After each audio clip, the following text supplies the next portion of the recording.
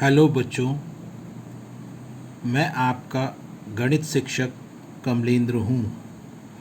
आज हम लोग कक्षा 10 गणित के अध्याय 3 दो चर वाले रैखिक समीकरण युग्म के अंतर्गत विलोपन विधि के बारे में जानकारी प्राप्त करेंगे। जैसा कि आप इसके नाम से ही समझ रहे हैं कि इसमें विलोपन की बात की गई है। विलोपन शब्द विलुप्त शब्द से बना है, जिसका अर्थ है गायब करना या गायब कर देना। तो इसमें हमें कोई भी रैखिक समीकरण युग्म पता होता है और हम उस रैखिक समीकरण युग्म को विलोपन विधि से हल करके उसके चरों या अज्ञात राशियों के मान ज्ञात करते हैं। इसके लिए हमें यह ध्यान देना है कि इस विधि में हम किसी भी एक चर को विलुप्त कर देते हैं, अर्थात गायब कर देते हैं, और उसको गायब करने का एक तरीका है या विधि है, उसका हम पालन करते हैं। और इस प्रकार जब एक चर को हम विलुप्त कर देते हैं, तब हमें दूसरे चर में एक रैखिक समीकरण प्राप्त हो जाता है और जिसे हम हल कर लेते हैं, और इस प्रकार हमें दूसरे चर का मान ज्ञात हो जाता है। इसके बाद हम दूसरे चर के मान को दिए गए रैखिक समीकरण युग्म के किसी भी समीकरण में रखकर, अर्थात प्रतिस्थापित करके पहले चर का भी मान ज्ञात कर लेते हैं, और इस प्रकार हमको दिए गए रैखिक समीकरण युग्म के दोनों चरों का मान प्राप्त हो जाता है। और या हम ये कहें कि दिया गया रैखिक समीकरण युग्म का हल हमें प्राप्त हो जाता है। इसे समझने के लिए हम उदाहरण 11 की सहायता लेते हैं, जो आपकी किताब में पेज 60 पर है।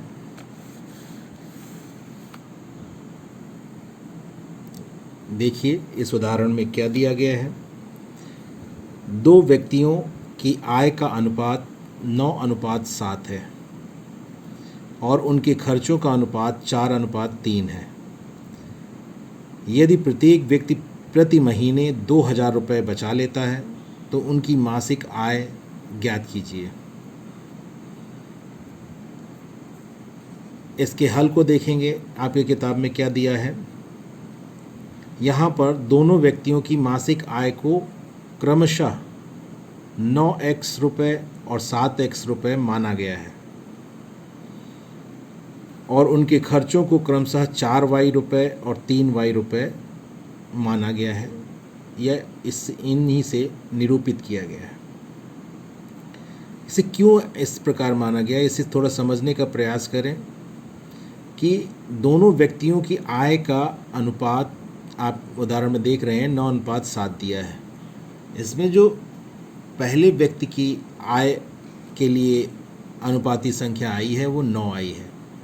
इसीलिए यहाँ पर हल में पहले व्यक्ति की आय को 9x रुपये माना गया है। जब अनुपात वाले सवाल होते हैं तो उसमें हम एक आनुपातिक स्थिरांक यानी एक अक्षर ऐसा ले लेते हैं जो आनुपातिक स्थिरांक को निरूपित करता है। यहाँ पर x वही आनुपातिक स्थिरांक है। 9:7 दिया है, तो यहाँ पर हम एक आनुपातिक स्थिरांक ले सकते हैं और उस आनुपातिक स्थिरांक को यहाँ पर x अक्षर के द्वारा व्यक्त किया गया है। और 9 पहले व्यक्ति की आय के लिए अनुपाती संख्या है, इसीलिए हम यहाँ इस हल में 9x रुपये मासिक आय के रूप में पहले व्यक्ति के लिए माना गया है। और इसी प्रकार जो दूसरे व्यक्ति की आय के लिए अनुपाती संख्या थी वो 7 है यहाँ पर, वो इसीलिए उसकी मासिक आय को 7x रुपये माना गया। तो अब थोड़ा सा आपको समझ में आ रहा होगा कि 9x और 7x यहाँ पे क्यों लिया गया है। हमेशा अनुपात के सवालों में हम ऐसा ही करते हैं। जब भी आप अनुपात के सवाल हल करें, इसी प्रकार आप अनुपातिक स्थिरांक लेकर उन अनुपाती संख्याओं से इसी प्रकार से लिख सकते हैं। और आगे खर्चों के अनुपात की अगर बात करें तो खर्चों के लिए भी देखिए, पहले व्यक्ति के लिए जो खर्च है किया गया खर्च है उसे 4y से दिखाया गया है, क्योंकि उसके लिए जो अनुपातिक संख्या थी वो 4 है, आप देख रहे हैं यहाँ पर। और दूसरे व्यक्ति के लिए खर्च के रूप में 3y लिया गया है, क्योंकि यहाँ पर खर्चों का अनुपात जहाँ दिया है वहाँ पर दूसरी संख्या जो है वो दूसरे व्यक्ति के खर्च को व्यक्त करती है, तो इसीलिए यहाँ पर 3y लिखा गया है दूसरे व्यक्ति के खर्चे को। लेकिन यहाँ पर भी अनुपातिक स्थिरांक आप देख रहे हैं y को लिया गया है, क्योंकि ये खर्चों का अनुपात था तो इसके लिए अनुपातिक स्थिरांक दूसरा लेना था, तो कोई दूसरा अक्षर लिया गया और दूसरा अक्षर वहाँ पर y लिया गया है। तो यहाँ पर y अनुपातिक स्थिरांक है, ये आपको ध्यान देना है। अब हमें इन्हीं x और y का मान ज्ञात कर लेना है, और अगर हमें ये दोनों अज्ञात राशियाँ जो हैं या दोनों चर जो हैं इनका मान जब हमें पता चल जाएगा, तब हमें दोनों व्यक्तियों की मासिक आय पता चल जाएगी। और इस प्रकार हम आपके दिए उदाहरण में दिया गया जो प्रश्न है या जो स्थिति है उसका हल हम ज्ञात कर लेंगे। तो देखिए इसको कैसे व्यक्त किया गया है बीजगणितीय रूप में। जो उदाहरण में 2 स्थितियां दी गई हैं उनको समीकरणों के द्वारा बीजगणितीय रूप में कैसे लिखा गया है आप देखें। क्योंकि प्रत्येक व्यक्ति प्रति महीने 2000 रुपये बचा लेता था, तो 2000 रुपये बचा लेता था और 9x रुपये आय थी और पहले व्यक्ति की, और दूसरे व्यक्ति की 4y दूसरे व्यक्ति के लिए जो खर्च था, नहीं ध्यान दें, 9x रुपये मासिक आय है किसकी, पहले व्यक्ति की, और 4y रुपये पहले व्यक्ति के लिए खर्च है जो उसका मासिक खर्च है। और हम यहाँ पर उदाहरण में देख रहे हैं लिखा हुआ है, यदि प्रत्येक व्यक्ति प्रति महीने में 2000 रुपये बचा लेता है, तो बचा लेता है तो इसका मतलब क्या है, जितनी आमदनी थी उसमें से उसके खर्चे को अगर हम घटा दें तो जो बचेगा वही बचा हुआ रुपया होगा। तो यहाँ पर पहला व्यक्ति 9x रुपये कमाता है, उसकी मासिक आय 9x रुपये है, 4y रुपये खर्च करता है, इसको घटा देंगे तो जो बचेगा वही शेष बचा हुआ रुपया होगा, और वो हमको पहले से पता है कि 2000 रुपये बचाता है वो, इसीलिए यहाँ पर 2000 रुपये लिख दिया गया। तो 9x ऋण 4y बराबर 2000, और इसे समीकरण 1 मान लिया गया।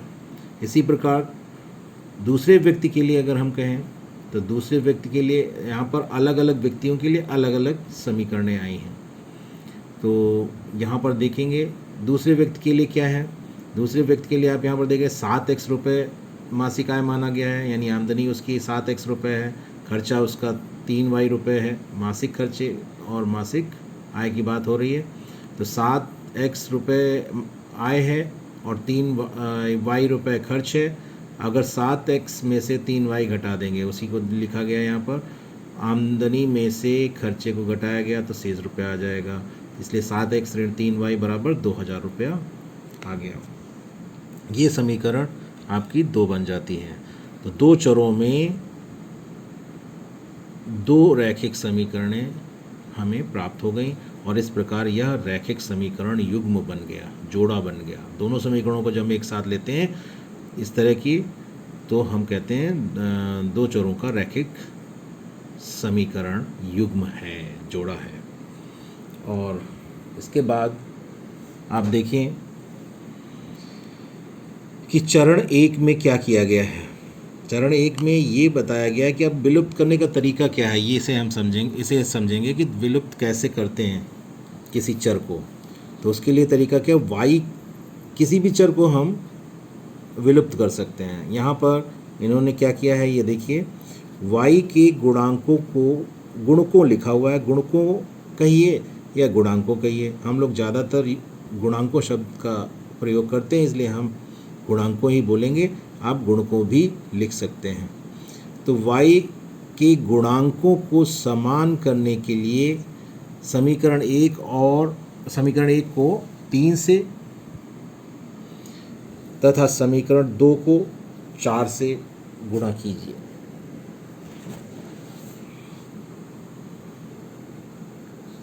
ये करने के लिए कहा गया।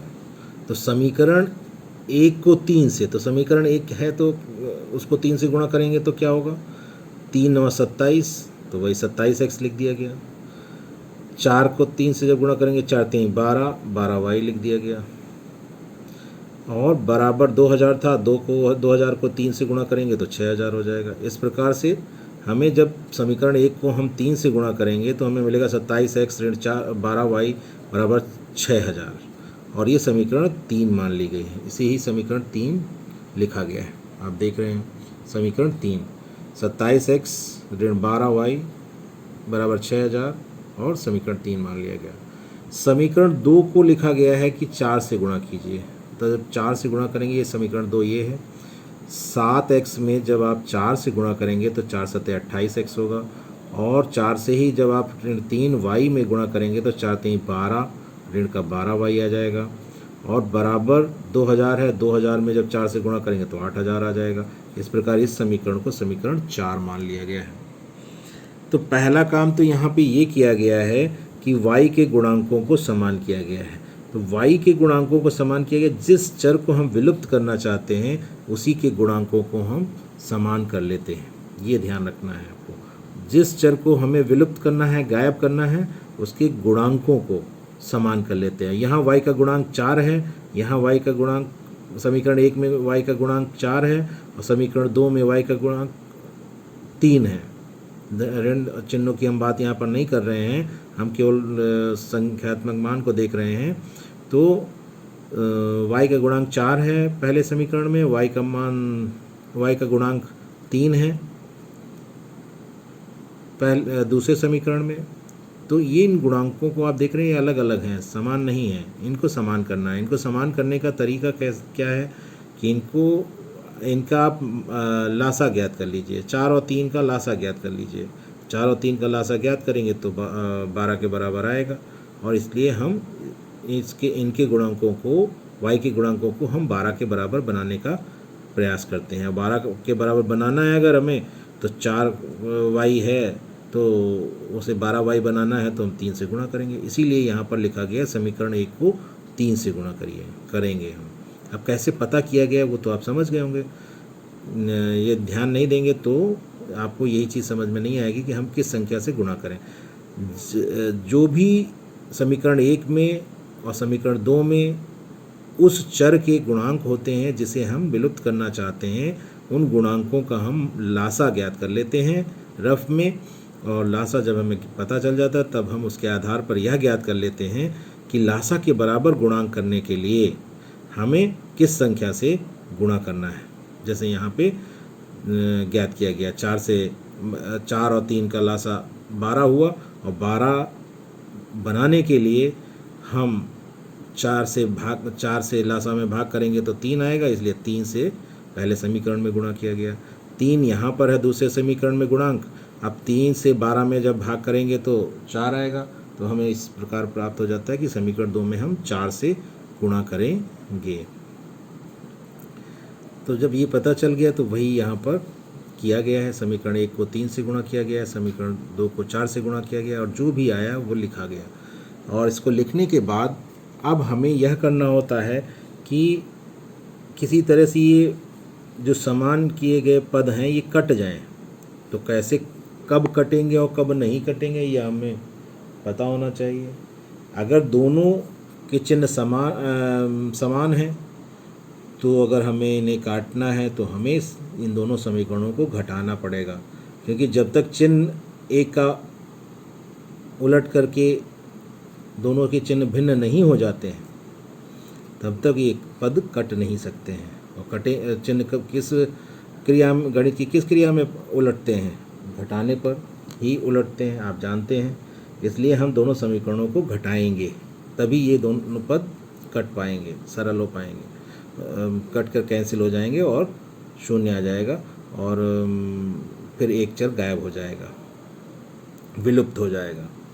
और यदि कभी कभी ऐसा भी होगा, समीकरण को आपने गुणा किया, दोनों समीकरणों को गुणा करके गुणांक चर के गुणांक को समान कर लिया, उस स्थिति में गुणांकों के चिन्ह अगर आप देखें कि भिन्न भिन्न हैं, यानी एक का धन है एक का ऋण है, तो उस स्थिति में आप समीकरणों को जोड़ देंगे तो जो जिस चर के गुणांकों को समान किया गया था वो चर विलुप्त हो जाएगा या गायब हो जाएगा।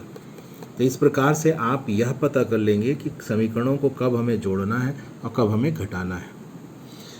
अब यहाँ पर विलुप्त करने के लिए देखिए लिखा गया है, y को विलुप्त करने के लिए समीकरण 3 को समीकरण 4 में से घटाइए। क्योंकि y के गुणांक समान हैं इसलिए हम पाते हैं। अब इन्होंने कैसे घटाया? बाएं पक्ष में से बायां पक्ष, बाएं पक्ष में से बायां पक्ष घटाएंगे, दाएं पक्ष में से दायां पक्ष घटाएंगे। 27x ऋण 12y, तो यहाँ पर इन्होंने ऐसे करके घटाया कि 27x की जगह इन्होंने लिखा समीकरण 3 में से समीकरण 3 को 4 में से घटाइए। तो समीकरण 3 को 4 में से घटाइए। आप ऐसा करेंगे तो भी उसे सरल कर सकते हैं, और अगर आप समीकरण 3 में से समीकरण 4 को घटाते हैं तब भी कर सकते हैं। तो आप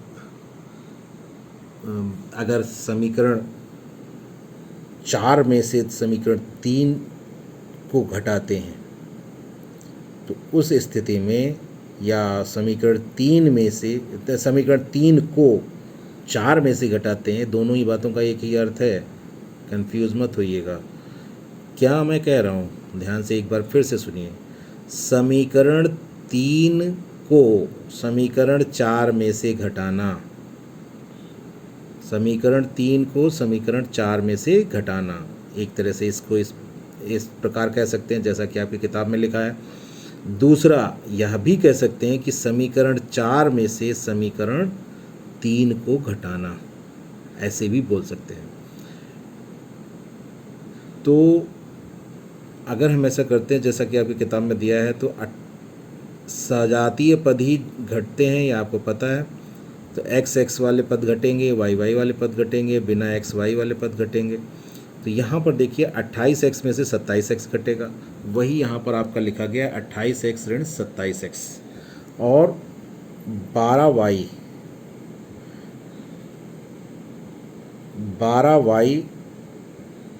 और ऋण 12y। तो यहाँ पर आप ऋण 12y में से ऋण 12y जब घटाएंगे तो इसका चिन्ह उलट जाएगा, और उसको इन्होंने यहाँ पर ऋण बाहर लगाया है और 12y ऋण 12y लिखा है। इस यहाँ पे थोड़ा सा आप कंफ्यूज हो सकते हैं, लेकिन आप इसे इस तरह से न समझकर, अगर आप समीकरण 4 में से समीकरण 3 में से समीकरण 4 को घटाएं, समीकरण 4 में से समीकरण 3 भी घटा सकते हैं और समीकरण 3 में से समीकरण 4 को भी घटा सकते हैं। तो यहाँ पर जो मैंने यहाँ पर आपको दिखाया है वो समीकरण 3 में से समीकरण 4 को घटाया है। आप समीकरण 4 में से भी समीकरण 3 को घटा सकते हैं, ठीक इसी प्रकार। इसको लेकर के आपको परेशान नहीं होना है। आपको ये आना चाहिए। अगर कहीं कोई परेशानी होती तो आप मुझसे पूछेंगे, उसकी फ़ोटो भेजेंगे गलत हल की, मैं उसमें जो भी करेक्शन होगा मैं आपको बताऊंगा। तो यहाँ पर समीकरण 3 में से समीकरण 4 को घटाया गया है, यह ध्यान रखना है। समीकरण 4 में से समीकरण 3 को नहीं घटाया है, बस ये थोड़ा सा यहाँ पे मैंने अलग हट करके लिख करके यहाँ पर आपको समझाने का प्रयास किया है। तो समीकरण 3 में से समीकरण 4 को घटा रहे हैं हम। तो जब समीकरण 4 को घटा रहे हैं तो समीकरण 3 को ऊपर लिखा गया है और समीकरण 4 को नीचे लिखा गया है। अब जब समीकरण 4 को हम घटा रहे हैं तो समीकरण 4 के चिन्ह के पदों के चिन्ह उलट जाएंगे, जैसा कि आप जानते हैं घटाने पर ऐसा होता है। तो 28x जो कि धन चिन्ह का था उसका चिन्ह ऋण हो जाएगा। उसे लिखने का तरीका देख लीजिए, थोड़ा नीचे लिखते हैं, नीचे हम चिन्ह लिखते हैं, जैसे इसके सामने यहाँ पर धन बना हो और उसके नीचे हमने ऋण लिखा है, इस तरह से लिखते हैं। ये लिखने का तरीका आपको आना चाहिए। और ठीक इसी प्रकार 12y को आप देखिए, दूसरे समीकरण चौथे समीकरण का जो था ऋण 12y वाला पद, उसमें जो ऋण है उसका चिन्ह उलट जाएगा। तो उसका ऋण का चिन्ह जब उल्टेगा तो धन हमें लिखना होगा वहाँ पे। तो धन कैसे लिखा गया ये भी देखिए, छोटा सा चिन्ह हम उसी ऋण चिन्ह के नीचे बना देते हैं। और इसके बाद आप अगर इधर बराबर के दाईं ओर देखें तो 8000 लिखा हुआ है, 8000 का चिन्ह यहाँ पर धन है। अब घटाने के कारण इसका चिन्ह उलट जाएगा, तो धन की जगह ऋण हो जाएगा। तो ऋण को भी देख लिए हमने नीचे लिखकर बनाया है। अब ऋण x बराबर ऋण 2000। अब यहाँ पे थोड़ा सा समझने की ज़रूरत है कि 27x में से ऋण 28x हो रहा है, यानी 27x में से 28x घट रहा है। 27x ऋण 28x ये बन रही है स्थिति। तो 27x में से 28x घट रहा है। अब घटाने में आपको क्या ध्यान देना है, सजातीय पद होने चाहिए। सजातीय पद ही हमने ऊपर नीचे लिखे हैं, इसलिए कोई प्रॉब्लम नहीं है। लेकिन यहाँ पर आप देख रहे होंगे 27x का चिन्ह धन है और 28x का चिन्ह ऋण है, और इसी कारण हम कहेंगे कि यहाँ पर जो इनके गुणांक हैं वो अलग अलग चिन्हों के साथ हैं। अलग अलग चिन्ह हैं तो संख्याएं घट जाएंगी, यानी 28 में से 27 घटेगा, यानी बड़ी संख्या में से छोटी संख्या घट रही है। और 28 में से 27 घटेगा तो 1 आएगा, 1 को हम लिखते नहीं हैं, और x अक्षर जो होता है वो वैसे का वैसे ही आ जाता है। और चिन्ह किसका लगेगा, चिन्ह लगेगा बड़ी संख्या का। जैसा कि मैंने आपको बताया था, घर में जो आदर्श परिवार होते हैं उनमें हमेशा बड़ों की चलती है, बड़ों की बात मानी जाती है। तो यहाँ पर भी बड़ी संख्या का जो चिन्ह होता है उसी का चिन्ह हम अंतर के साथ लिखते हैं, घटाने पे जो संख्या हमें प्राप्त होती है उसके साथ लिखते हैं। तो यहाँ पर ऋण x आ जाता है। ठीक इसी प्रकार आपका 6000 और 8000 भी है। 6000 का चिन्ह धन है, 8000 का चिन्ह ऋण है। यहाँ पर भी अलग अलग चिन्ह हो गए, संख्याएं घट जाएंगी, बड़ी संख्या में से छोटी संख्या घटेगी। 8000 में से 6000 घटेगा, 2000 आएगा, और 2000 का चिन्ह ऋण होगा, क्योंकि 8000 यहाँ पर बड़ा है और उसका चिन्ह ऋण है, इसलिए अंतर जो आया है घटाने के बाद उसका भी चिन्ह ऋण होगा।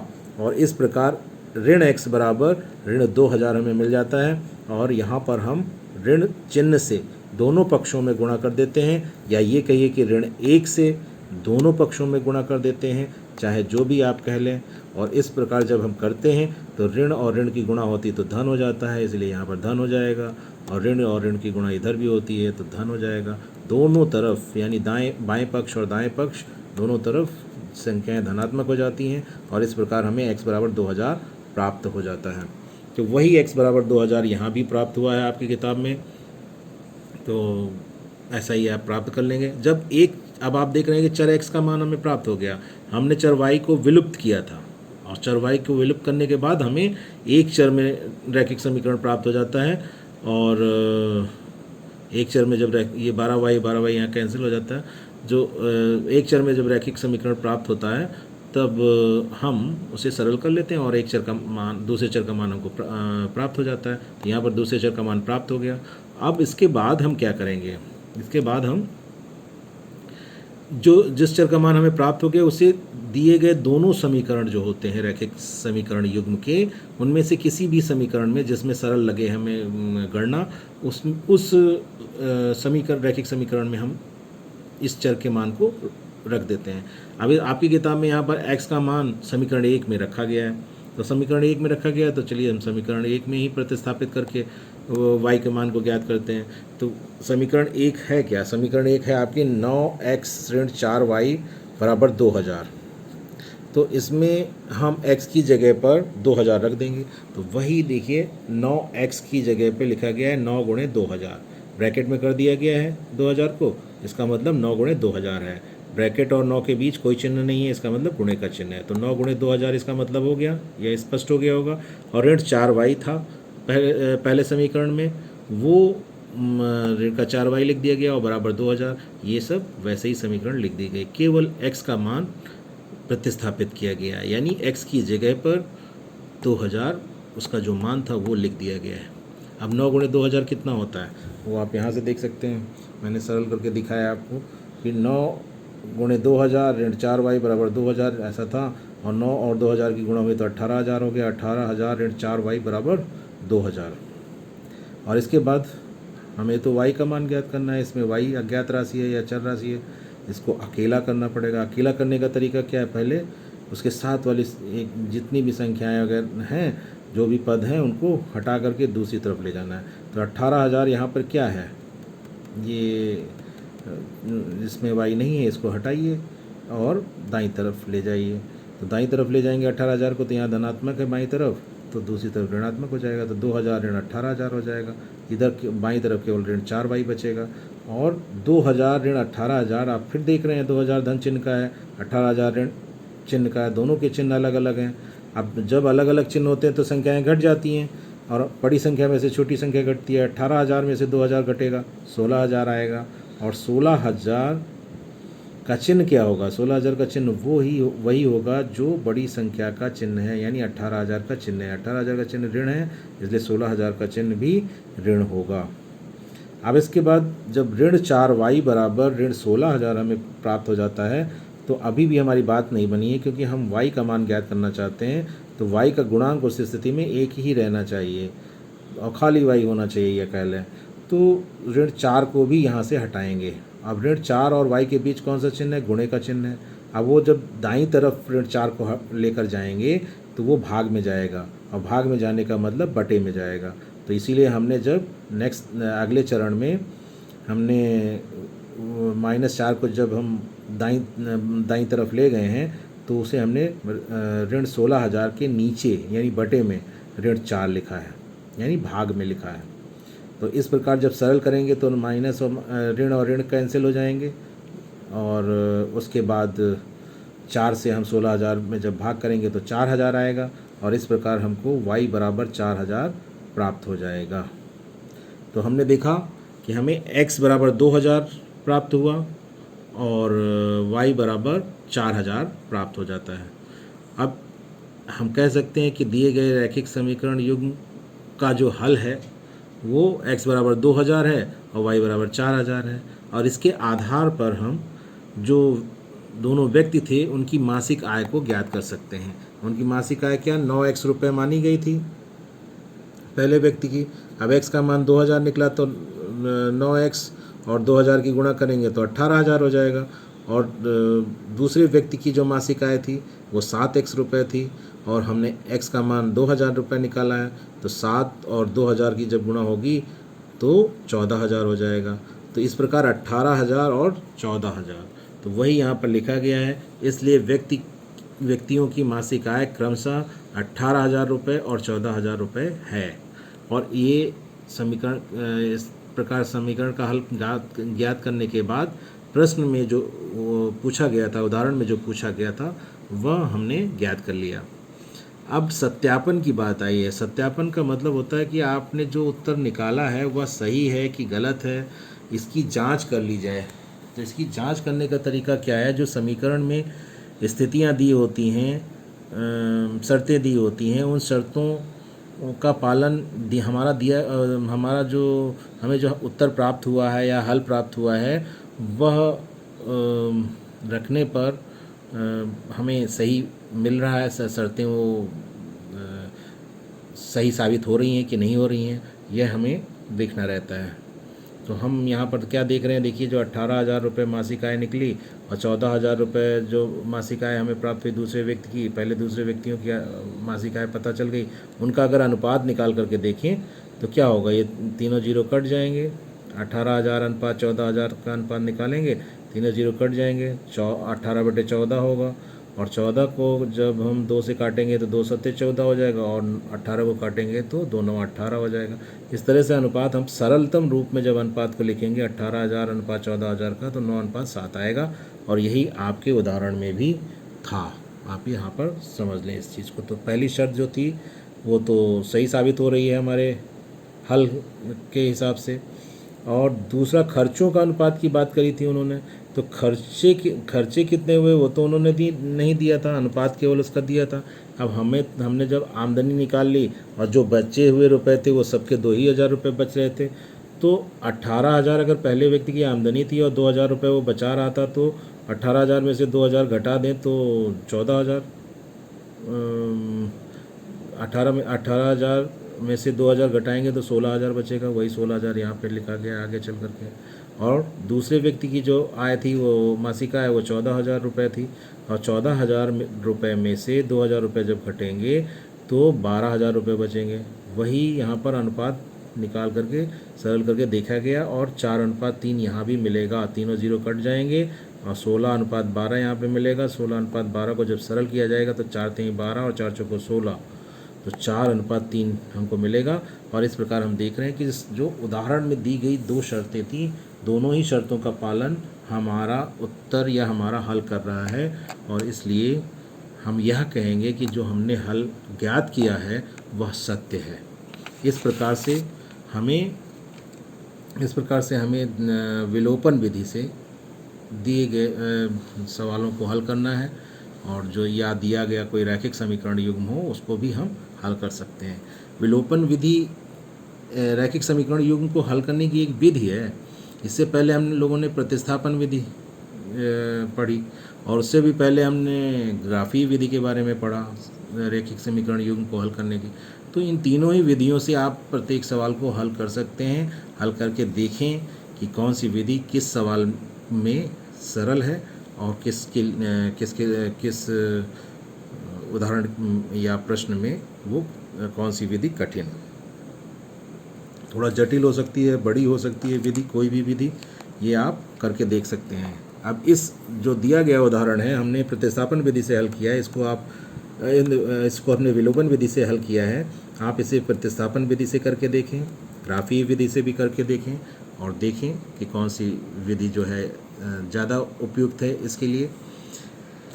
और इस वीडियो में बस इतना ही, से इस अगले वीडियो में धन्यवाद।